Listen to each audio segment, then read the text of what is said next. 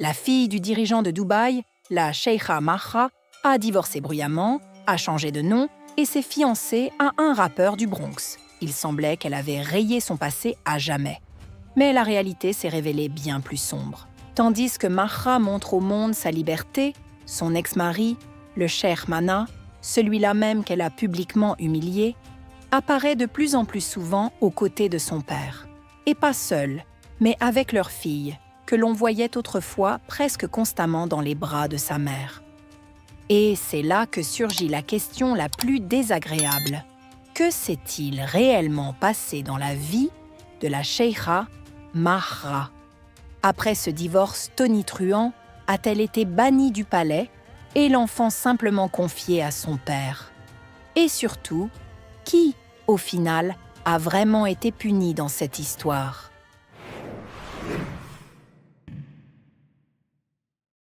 Après le divorce, beaucoup s'attendaient à ce que Mahra s'occupe de sa marque et de l'éducation de sa fille. À la place, des fiançailles avec le rappeur French Montana, Paris, le Maroc, des soirées privées. Une vie qui ne rentre manifestement pas dans les protocoles de sa famille. Mais ce ne sont même pas la relation en elle-même qui choque le plus, ce sont les changements dans son image. Les paparazzis et des vidéos amateurs captent des détails qui, dans la société conservatrice des Émirats, sont jugés inacceptables pour une femme de son rang. On voit la princesse avec une cigarette, et l'on remarque sur son bras un tatouage au nom de son nouveau compagnon. Pour un public occidental, cela ressemble à de la liberté. Une femme courageuse s'est échappée de sa cage dorée et vit enfin comme elle l'entend. Mais derrière cette belle image se cache quelque chose dont Mahra elle-même ne parle pas, et que ses admirateurs n'ont commencé à remarquer que tout récemment. Depuis le divorce, toute sa page Instagram n'est que son enfant. Mère et fille sont inséparables dans chaque publication, dans chaque story.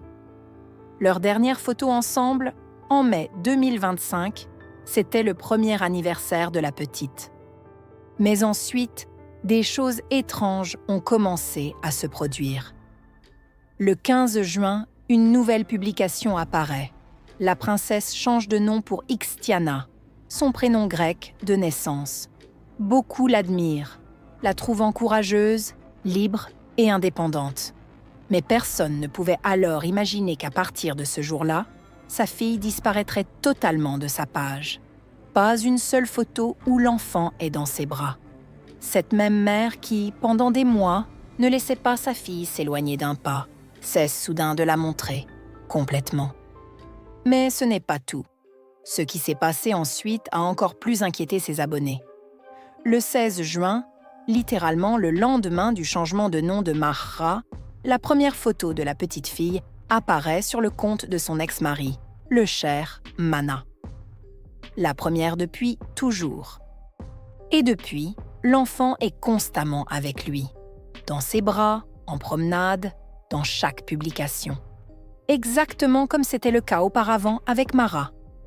Depuis ce moment-là, il s'est déjà écoulé presque 10 mois. Et durant tout ce temps, aucune nouvelle photo commune avec sa fille n'a été publiée sur le compte de la princesse. En revanche, chez Mana, la petite apparaît dans presque chaque post. Il se promène avec elle, il voyage avec elle, il l'emmène chez son grand-père. En moins de 24 heures, une petite fille est ainsi passée des réseaux sociaux de sa mère à ceux de son père. C'est peut-être une simple coïncidence. Mais le million d'abonnés qui suivaient chaque publication de Mahra depuis des mois l'ont remarqué. Et les questions ont commencé à pleuvoir. Et récemment, une vidéo est apparue, après laquelle les interrogations sont devenues encore plus nombreuses. Sur ces nouvelles images, l'ex-mari, avec leur fille dans les bras, se tient à côté du dirigeant de Dubaï, le père de Mahra. Le Cheikh Mana appartient lui aussi à la famille Al Maktoum.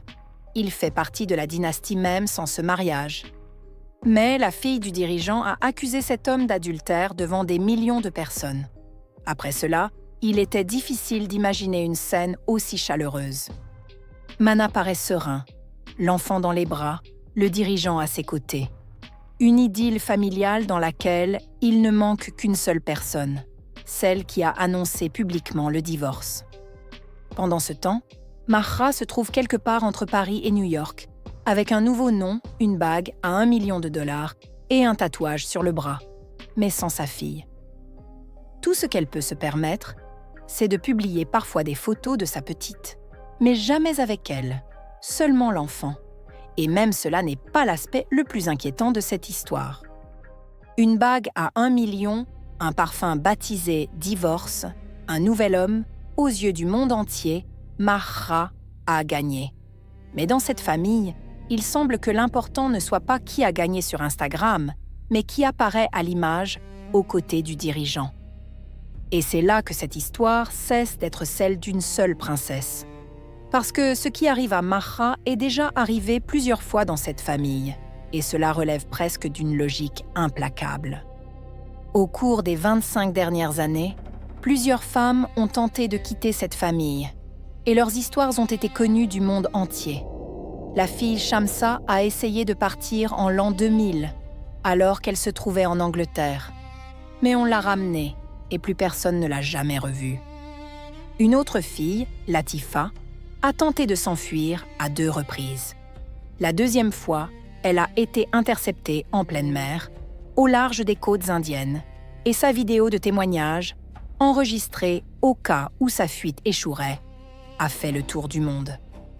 L'ex-épouse du dirigeant de Dubaï, la princesse Aya, s'est enfuie à Londres avec leurs 2 enfants et a mené un long combat judiciaire pendant plusieurs années. Mais elle n'a gagné que parce qu'elle avait eu le temps de franchir la frontière et bénéficiait d'une protection diplomatique. Mahra, elle, n'a probablement pas une telle protection. Les ex-épouses, Randa Al-Banna et Paulina Abi Rached, ne voient plus leurs enfants depuis des dizaines d'années. Elles ont l'interdiction d'entrer aux Émirats. Et ce ne sont là que les histoires qui ont atteint les gros titres internationaux. Personne ne sait combien il y en a eu en réalité.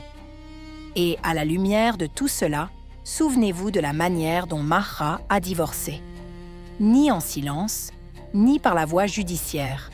Elle est apparue sur Instagram et a prononcé à 3 reprises « Je divorce de toi ». Le triple talak, un rituel qui, dans la tradition islamique, ne peut être accompli que par un homme. Ce n'est pas prévu pour une femme, ce n'est ni son droit, ni son outil. Et elle l'a fait, sous les yeux du monde entier.